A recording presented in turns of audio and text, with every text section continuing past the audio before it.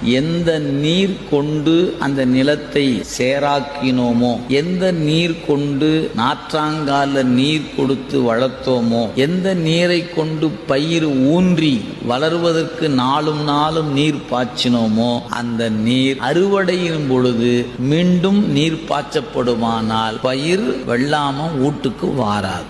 அப்ப என்ன பண்ணணும்?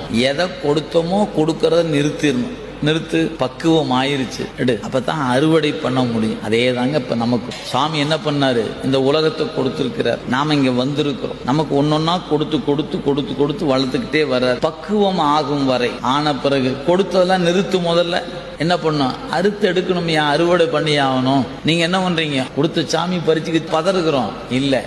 அருள் செய்யணும்னா அழித்துத்தான், அழிக்காம அருள் இல்லை. அப்ப அனைத்து உலகம் ஆக்குவாய், காப்பாய், அழிப்பாய், அருள் தருவாய்.